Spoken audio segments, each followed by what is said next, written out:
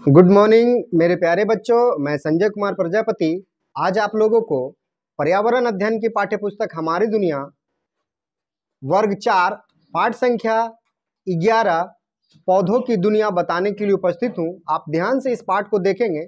इस पाठ में आप जहां देखेंगे कि बहुत सी ऐसे बातें हैं जो आपको पहले से पूरा जानते होंगे, लेकिन उनको मैं आपको किताबी भाषा से समझाने के लिए आज उपस्थित हूं।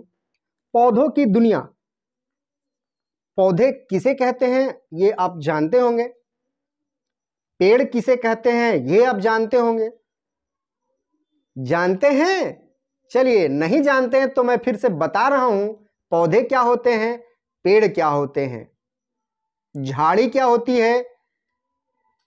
तो जो पेड़ का छोटा रूप होता है, जो जिसकी हाइट लगभग 4 फीट तक हो सकती है, उसे हम पौधे के रूप में जानते हैं।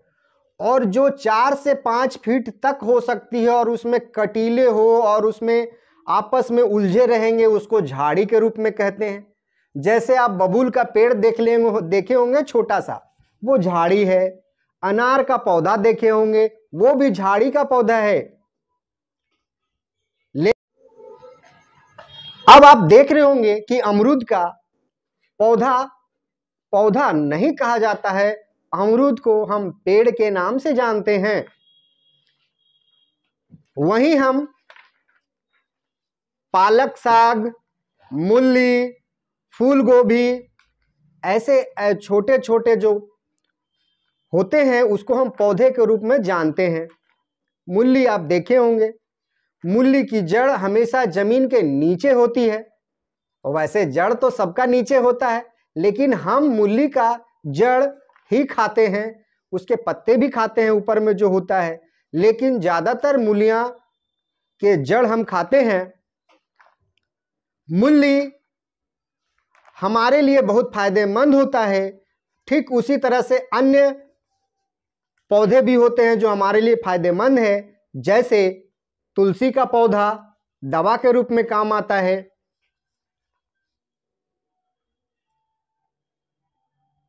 उस तरह से हम देखेंगे एलोवेरा का पौधा, वो मेरे लिए काम आता है, त्वचा में काम आता है। तो विभिन्न प्रकार के पौधे हैं जो हमारे लिए काम आते हैं।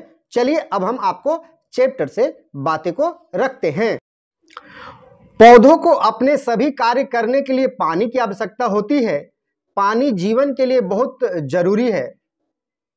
2 गमला में मिट्टी लेकर दोनों में एक एक पौधा लगाइए। ये आपका काम है, आप इसको करके देखिए।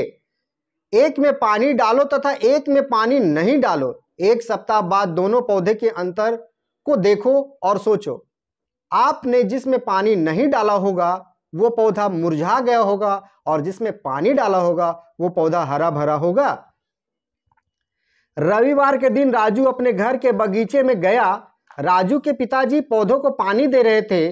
पिताजी ने राजू से पास के मिट्टी से निकालकर एक जगह इकट्ठा करने को कहा, पर राजू घास को आसानी से निकाल नहीं पा रहा था। घास खींचने में उसके हाथ दुखने लगे।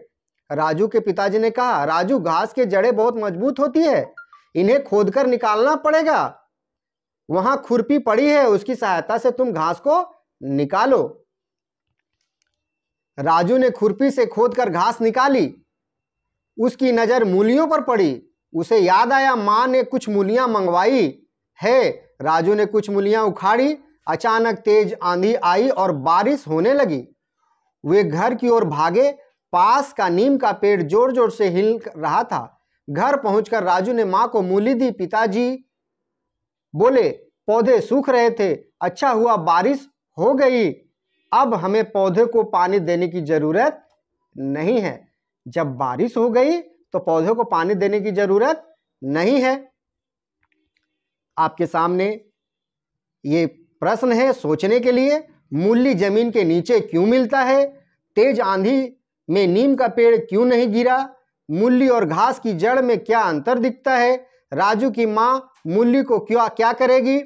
जंगल में पेड़ों को पानी कहां से मिलता है?